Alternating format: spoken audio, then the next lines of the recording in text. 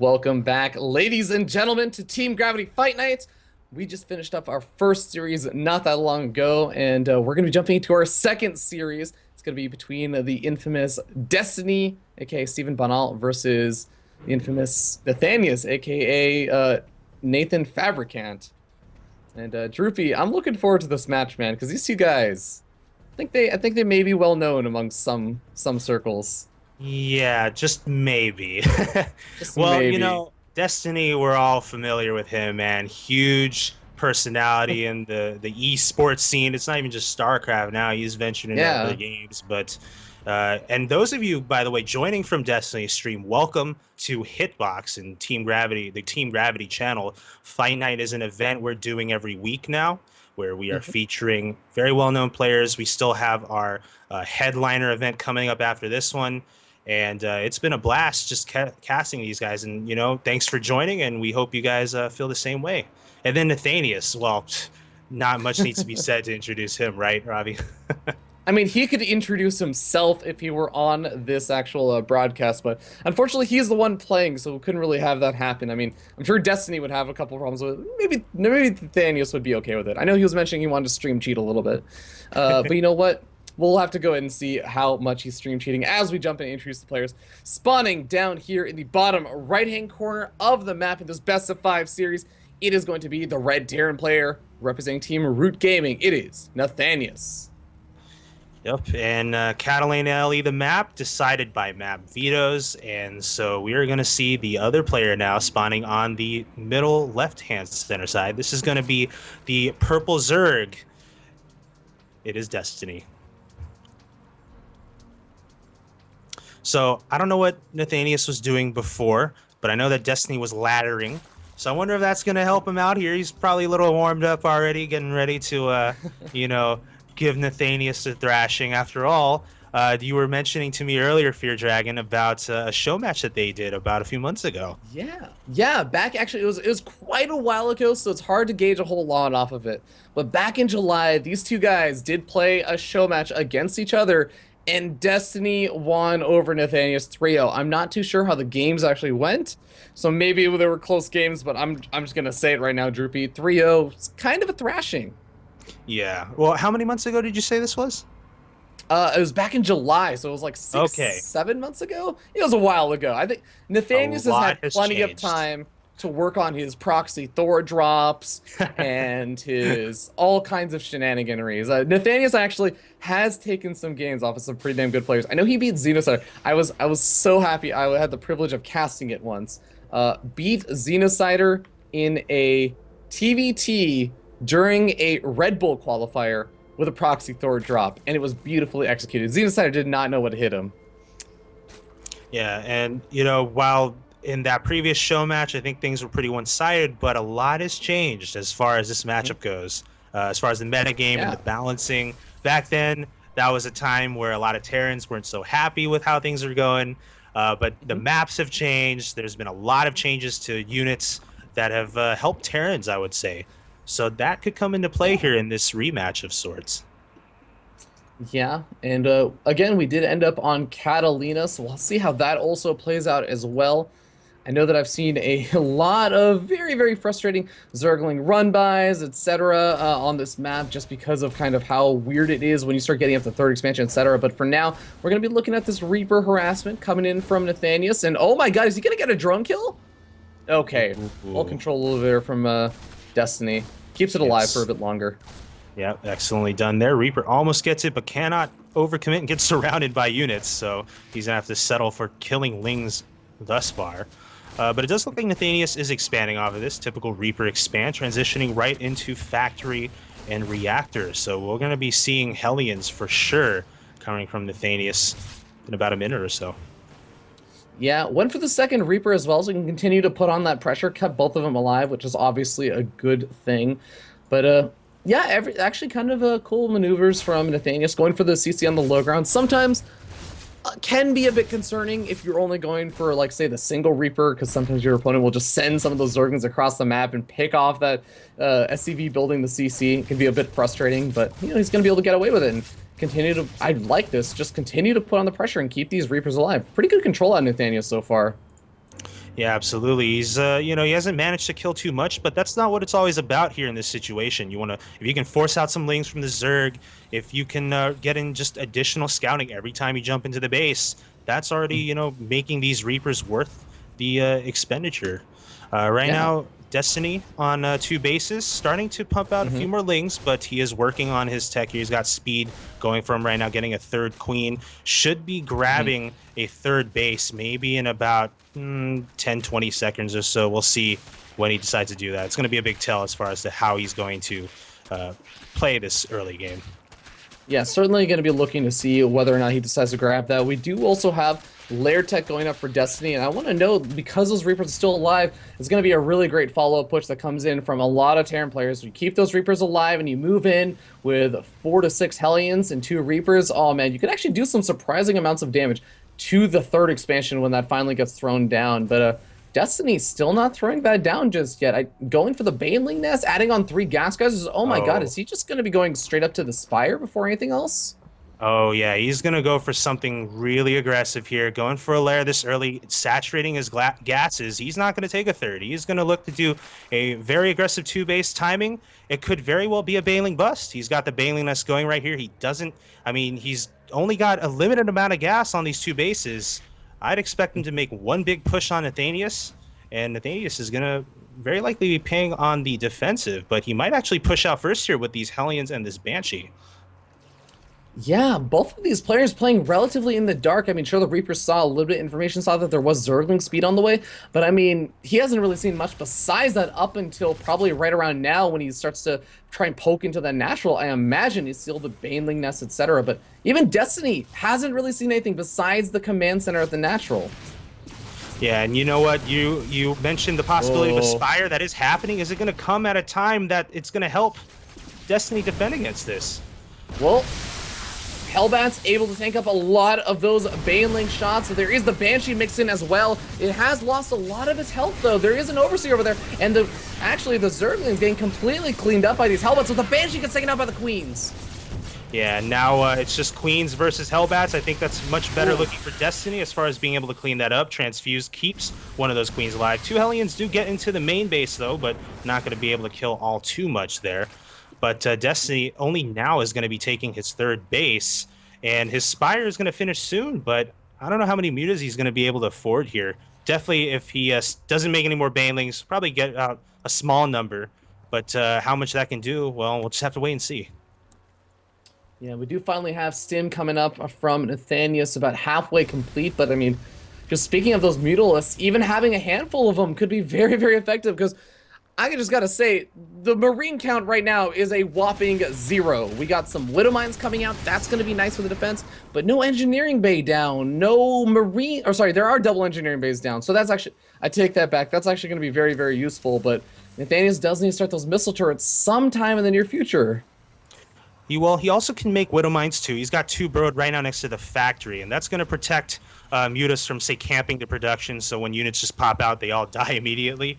But Yeah. yeah, it looks like Nathanias is going to go ahead, throw down a couple missile turrets. He doesn't necessarily see the mutas coming, but well, if he saw the Baneling nest earlier on, he would think that this is going to be a pretty typical transition, right, for Destiny. But the interesting thing is Nathanias never looked to see if there was a third base. So that may be, Yeah. affecting how he's handling this here. Hmm. He saw the crease spread heading over there, so maybe he did go just kind of assume certain things. But Ooh. oh, one Widow Mine shot goes off, the other Widow Mine not quite in range, and Destiny able to get a couple of good picks offs over here, even on a supply depot that had one of the call downs pulled on it. Yeah, I mean, yeah, if you target down those specific ones, that's that's a huge chunk of that available supply that suddenly disappears for the Terran. But we are seeing Nathanias trying to transition to bio here.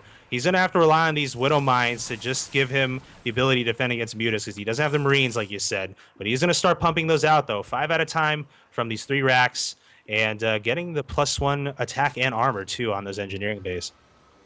And he's going to have a nice little lead on the upgrades of Destiny, at least in terms of those Zerglings, considering, I mean, +1 melee attacks only just now starting. We're seeing the 4th expansion as well as Burrow actually being thrown down.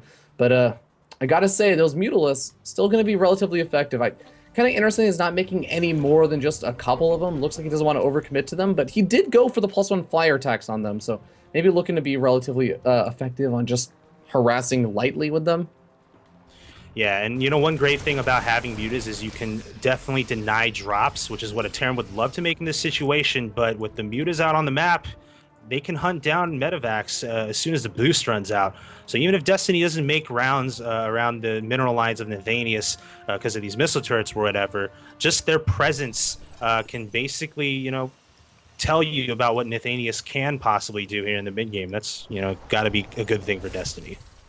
Yeah, kind of concerned for Nathanias right now, though. He doesn't have that kind of overwhelming number of Marines. He does have a couple of Widow Mines here, but he's really going to be relying on these Widow Mines to get good hits because Destiny, he's moving across the map. He's morphed in a column full of Banelings, and his third expansion and the natural both have to be defended. Does he actually have enough units to do it right now? He's still waiting for that production to kick into gear.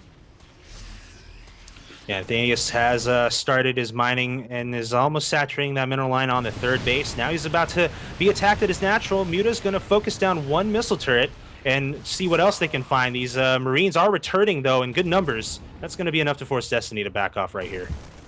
Yeah, might lose one or two of these Mutalisks. No, Stim actually wears off and is able to get away with most of the Mutalisks. A couple more being pulled up in the main base, but overall, this is turning into, you know, a lot of kind of like small skirmishes that never actually end up with either of the players losing a whole lot. Besides that initial Hellbat push, I should say. Yeah, that will always speak to both players being able to respond quickly when they see what's coming. That's going to limit any sort of damage, and you know that's a big factor in determining whose attacks are going to actually be able to work. Nathanias is going to try to make one right now to up the center. There's some Banelings waiting for him. But Nathanias right now going to just start with some creep control first. Oh man, there's a lot of Banelings waiting for him, and Nathanias going to have to be careful about moving up onto this creep, but I like the position over here. If you're up on that high ground, there's a lot of those Banelings on the low ground, and, you know, well-positioned Widow Mines. If you can bait some of those Banelings into it, could work out pretty well for him. Could be a very happy camper. Yeah, and Nathanias right now still staying off the creep for a little bit, maybe perhaps waiting for the 2-2 to finish up before he ventures onto it, and to be so bold as to do that.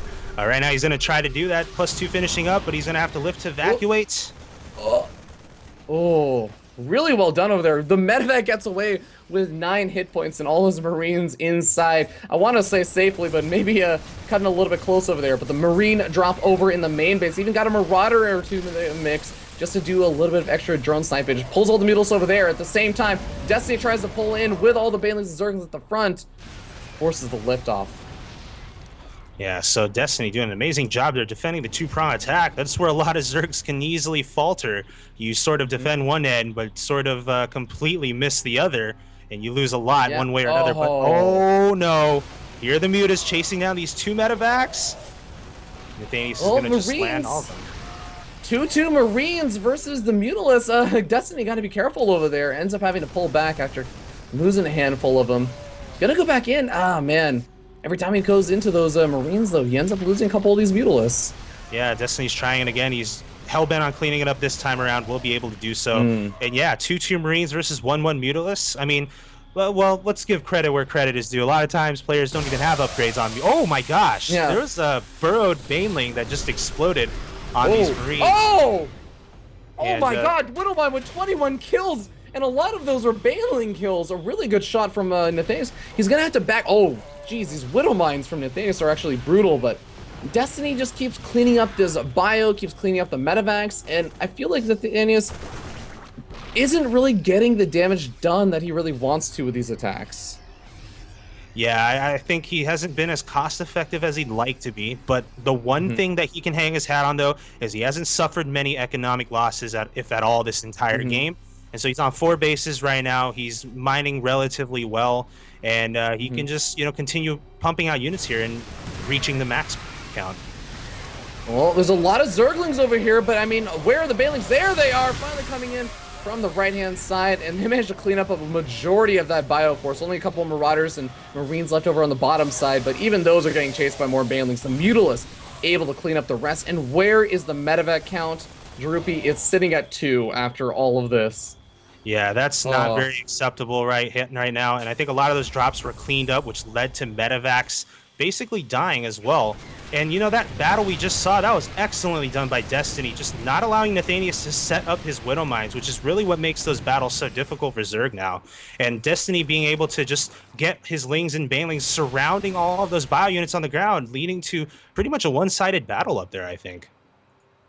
yeah, there were a couple of Widow Mines that got some great shots off, but I mean, after that, for the big engagement, most of the Widow Mines were pretty much gone, or they'd already kind of, for lack of better other words or phrasings for it, kind of blown their load on it. But now we end up seeing Nathanias finally having that fourth expansion mining relatively well, and also I love how heavy Nathanias has been on these missile turrets because every single time Nathanias loses a lot of his army, Destiny immediately tries to go for the big counterattack with his Mutalisks because, the Zerglings are the ones that are dying in the engagements. The Banelings are the ones that are dying. He basically has Mutalisks left over. And he can never really make a whole lot happen because there's always so many missile turrets. Well, right now, Nathanias is going to try to push to the top here, try to, force these hatcheries to be canceled at the top. And Destiny, yeah, has to replenish his ground forces before he can truly engage the bio army of Nathanias.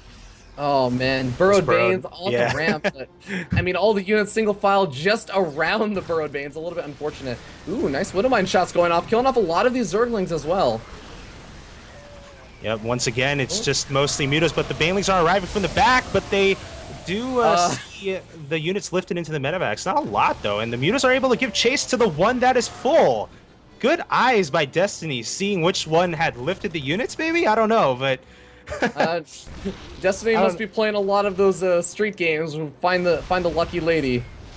Got pretty good with it, but I don't know, man. Nathanias has lost so many units. He's sitting down a fairly large chunk of supply. Sure, he has a great economy behind this. He's able to reproduce these units. He's even got 3-3 on the way. So, I mean, right now, Destiny's actually been able to catch up pretty handily with those upgrades. He's already sitting on his 3-3. He's going for his Ultralisk Cavern. He's getting up 22 Banelings.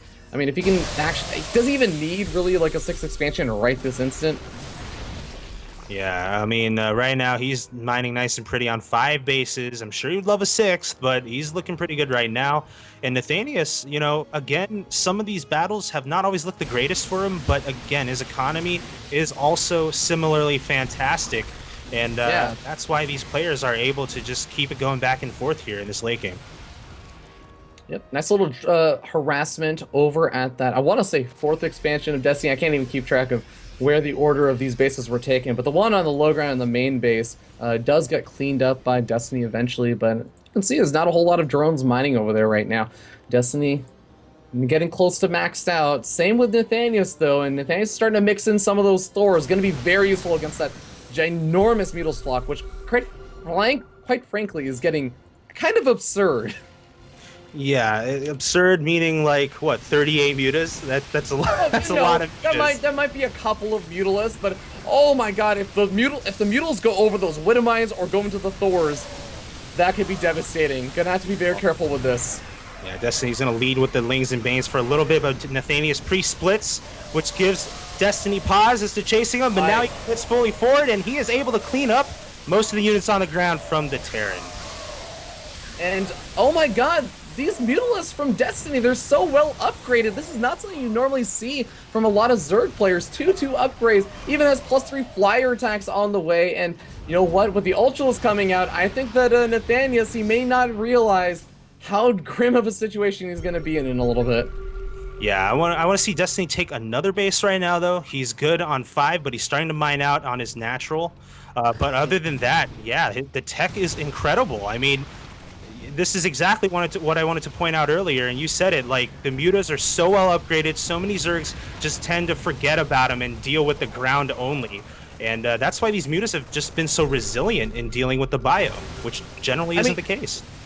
Half the time, the Zerglings and Banelings eventually get cleaned up because of the good pre-splits from Nathanias, and then the Mutalisks just man-fight the Marines, and it's okay. GG gets called. Destiny gonna man-fight his way over to a 1-0 lead in the series. Yeah, Destiny really showing his late game prowess there, and that was very well done on his part. He just kind of didn't skip a beat that entire game. Yeah, I mean, he was able to deal with that kind of early Hellbat attack that, quite frankly, he didn't really have a lot of scouting or vision of. Didn't really see anything inside the main base. Basically, he saw a bunker at the front and he saw a CC. He may have also been able to tell like a couple other things from like what units were coming out or how many Hellions there were, but for the most part, handled that really, really well. And from there on, like it just kind of kept going. It was nice back and forth trades. I like some of the things that Nathanias is doing. I kind of mentioned it earlier how he's building so many missile turrets because he was identifying how many Mutalist Destiny really had and how it just kept growing and growing and growing. But ultimately, if you can't get off like the big Thor shots or the big Widowmine shots and keep that Mutalist count down low enough, it's hard to make a lot happen. Because you saw, Destiny would go for drops, wouldn't work out. Mutalist would always catch them. So someone just asked in chat, is that HD StarCraft? I am 4K StarCraft. I'm 4K StarCraft, all right? I actually do have a 4K monitor, so... 4K StarCraft. I like the ring of that, man. But those of you guys... And Legacy of the Void. yeah, seriously. Those of you guys who are joining us from Destiny stream, welcome. It's our pleasure to cast for you guys. This is Team Gravity's Fight Night. It's our weekly show match event that just started last week, and it's being casted by myself and Fear Dragon, as you can see here. Last week's event, if you guys missed it, was awesome. It was casted by Fear Dragon and Axel Toss.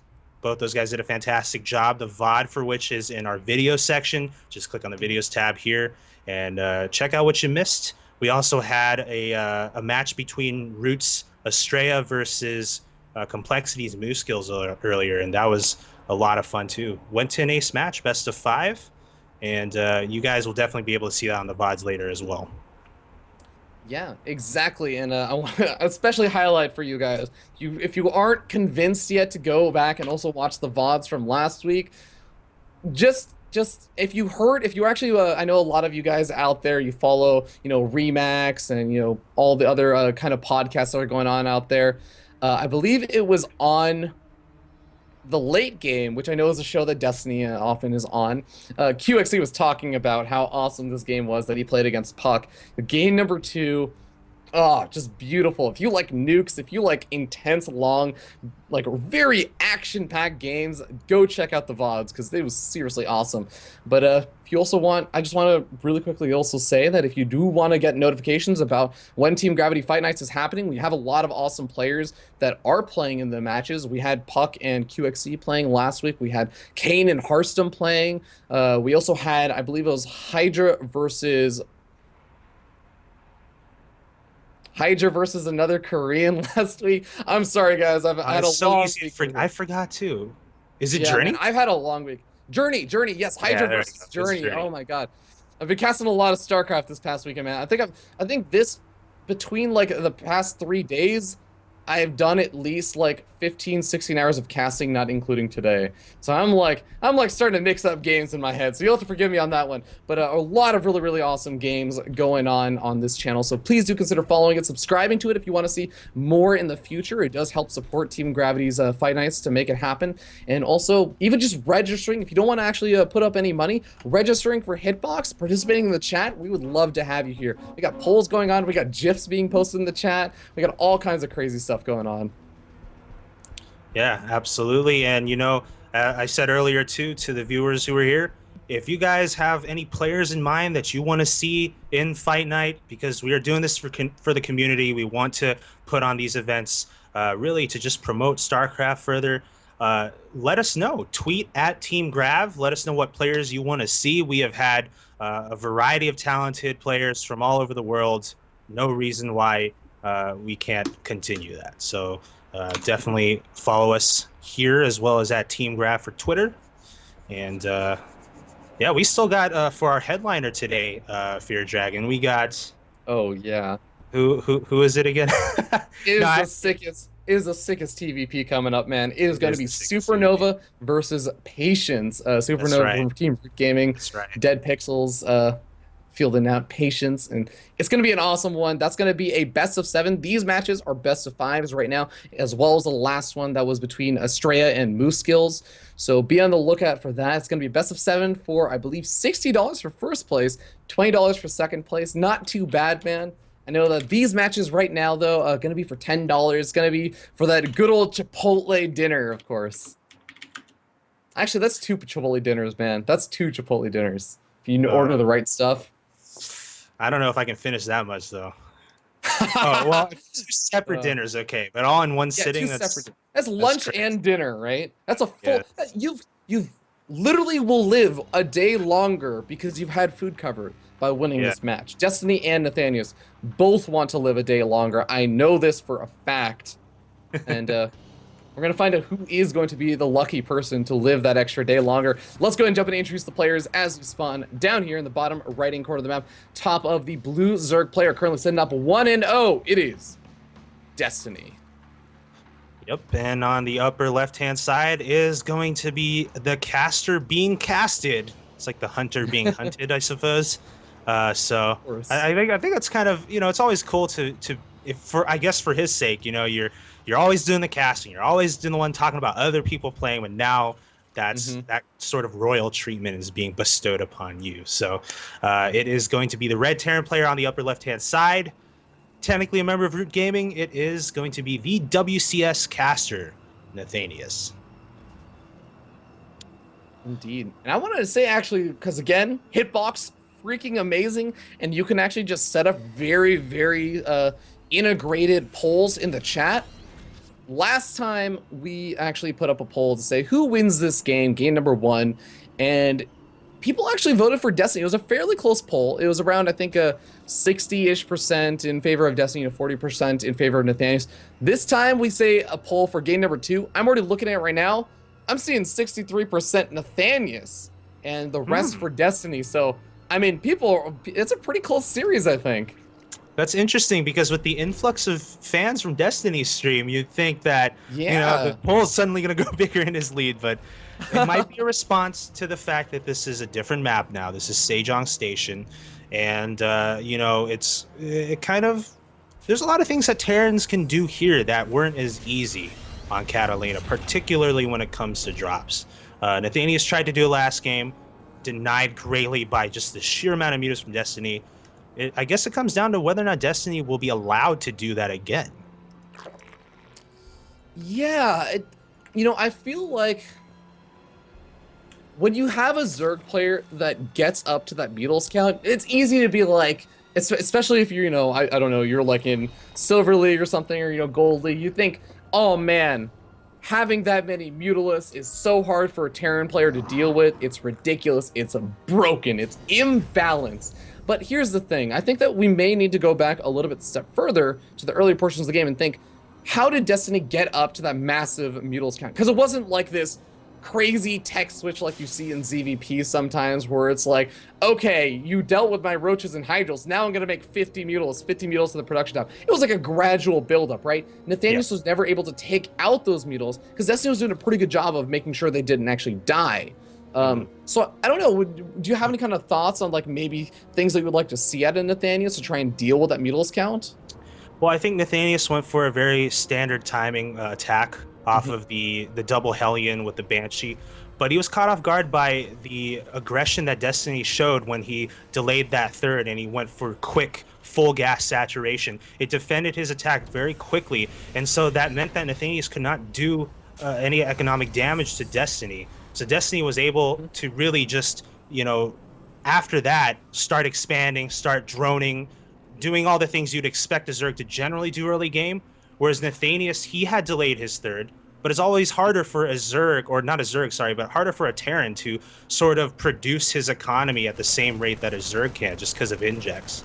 So I think that really helped out Destiny in the mid game. Yeah, definitely. And let's see if Nathanias can maybe adapt a little bit to that. Oh, God, got the zoom in on the Destructible Rocks being taken out. Will Nathanias win this battle? He's currently 0-0. It's a best of 1. He loses the battle, ladies and gentlemen. The Destructible Rocks live. Oh, man. Destructible Rocks. Dustin Browder up 1-0 versus Nathanias. We'll see if he can recover mentally for this series versus Destiny. I know a lot of people hate those things because they're always worried of them being accidentally targeted in Oh, battle. But it was used to be worse, man, because it used to be like Zerg players would accidentally click on it, and it used to not be an attack move on it. If you just right clicked on it, you would start attacking it. Now oh you have to attack yes, move on it. yes, But there would be banelings that would explode on it because they accidentally tried to like move their banelings to the bottom of their ramp. And they would just that's lose because they devastating. lost all their banelings to a bunch of destructible rocks. That is, Oh. that's so sad. Oh man, not even a Chipotle burrito could, mend your wounds there. Oh man, no, So dude, Chipotle burritos mend all wounds, okay? Like, I don't know if you know this, but the flour that they actually make those burritos out of, they actually have healing regeneration powers. That's actually why they double wrap them, because it's saving the regeneration powers for your skin. so are Reapers But powered by oh my god, Chipotle? oh my god, you know what Reapers are powered by? Reapers are powered by not two-base Spire. Look at this super fast Spire from Destiny once again. And Yeah. this one, this is actually going to be a little bit problematic. Destiny's doing a very similar thing to what he did last game, I think. Yeah, I think, the reasoning why Destiny likes this build is it just really can counter that standard Terran opening. Because look at the Terran right now, he's just making a bunch of Hellions here, right? And so long as Destiny has a requisite number of Queens to deal with the Hellions on the ground, what's gonna come from the Terran as far as defending mutas? Nothing. Yeah. No, I 100% agree with you. And I mean, the follow-up to this is Cloak Banshees, right? And yeah, usually the Banshee, actually in the last game, we ended up seeing the Banshee taken out before that, but hold that time, the Hellions actually get right into the middle line, but not before they're taken out by the Banelings. That push is cleaned up. Oh yeah, and I mean 6 workers were killed by Nathanias, but I don't know if that was worth it to tell you the least, because we're gonna see mutas coming soon. The Spire is done, and Nathanias is gonna have to once again just pump out a lot of Widow Mines to help him get through the next few minutes. Yeah, it's going to be Widow Mines and Turret City because the engineering bays are coming up a little bit later this game, I want to say. There should be there in time. You should have enough time to start building at least those missile turrets, but it's still going to be a very scary situation for Nathanias, I feel. Yeah, one thing is Nathanias decided to go for an earlier third this time, which is why the turrets aren't up yet. And this can help him greatly because with that third base, he's going to be able to, just get that leg up on the economy a little sooner. And then that's going to allow for him to basically, have a little more lasting power in this game. Although last game wasn't exactly a short one by many means, but I think that the earlier third is a good thing for him. And now Destiny's going to make his move with these mutas. Yep, going and just finding whatever kind of opening you can without getting in range of that missile turret. Now, Nathanias does have Stim already finished up, so he can move in with some of these Marines, help defend. Is he gonna repair the supply depot? No, just he doesn't care. No, that supply depot was not fire insured. That was pretty needless there. Speaking of fire insured, there's a. Do you remember? Did you ever play single player campaign? There was this. Heck yes, I did. This special ability that you can upgrade where fires are automatically put out. Oh yeah, that was fantastic, man. I love that thing. They're just like the little fire extinguishers come out. Yeah. But yeah. Nathanias gonna need maybe the opposite of a fire extinguisher. Maybe needs something that like fires flames at Mutilas because these Mutilas starting to do some really good damage, and just the glaive worm bounce is actually attacking a lot of those SCVs trying to repair that refinery. Yeah, and once again, Destiny just slowly but surely adding on to the muta count right now. It's already up to 12 here, and it's only increasing because he's keeping these alive. Very well microed on his part. Yeah, he was doing this last game, and this is exactly the problem Nathanias faced last game as well, is that Mutila's count got a little bit too ridiculous, and after the Mutila's count started getting big, that's when Destiny was able to make a lot of the Zerglings and Banelings, and those are replenishable. He would just sacrifice those as kind of like the meat shields for the Mutilas, and able to really just keep the Mutila's count alive until he could finally man mode fight against Nathanias' stuff. And guess what? Destiny already has the +1 flyer attacks again this game, going for the +1 carapace attacks for his Mutilas also. Oh, if those mutas had moved in as soon, he could have taken out that medevac that was fully loaded, but most of the units do get out. I think it's going to be okay, though. He kills all the units anyways. There is this force from Nathanias, though, that's going to pull those Mutilas back, and going to cancel the 4th expansion as well. Yeah, so, last game, Nathanias was not able to make much of an aggressive push at all, not onto Destiny's bases. This time around, perhaps he'll have an opportunity to do it, but it is closing because now Destiny is arriving with his defensive force. Oh, the Widow Mines flew right over them, and all those mutas are in red north south, and they're still going down. Oh my gosh. Oh my god, and the reinforcing Marines getting a couple last-second kills on those mules. Nathanias makes the push kind of work, even though it looked like it wasn't going to. Oh man, getting a cancel on the 4th, killing off all of this. Droopy, this is what I meant by keeping the mules count low. Kill the mules like that, and Nathanias is gonna be golden. Yeah, this just based off of that engagement right there, I can already tell you this game has just turned a little different from the previous one because Nathanias was not able to do much with his Moto Mines that previous game. Not like that in any single battle. He's looking to do another drop, but hasn't committed to it yet. Just gonna hang out at this watchtower for the time being at the top. Yeah, and I don't hate this too much because you know what? Those 2 Widow Mines. Very, very clever little thing over there, because, you know, it's so easy for Mutals to charge in over there, see that, and be like, oh, let me try and pick off these Medivacs, or, you know, move in with all these Zerglings, and boom for the Widow Mines, on top of all of those Zerglings. Oh my god. So many Zergling deaths this game, and look at this, push on the left. Yep, Nathanias is a lot more active here in this mid-game of game number 2. Well, maybe not necessarily more active, but active in a more successful way. Let's put it. Oh, those Widow Mines can't even go. Nathanias starting to move on in. He does have 1-1 finished up, a 2-2. Still waiting another 40 or so seconds. If he actually gets that upgrade, he's going to be up on the upgrade count, but not going to be in time for this kind of engagement. He does get the hatchery very low in health, but he's going to lose everything over here. Oh, you'd have to think he's going to try again at some point, but yes, Destiny's going to be able to defend that.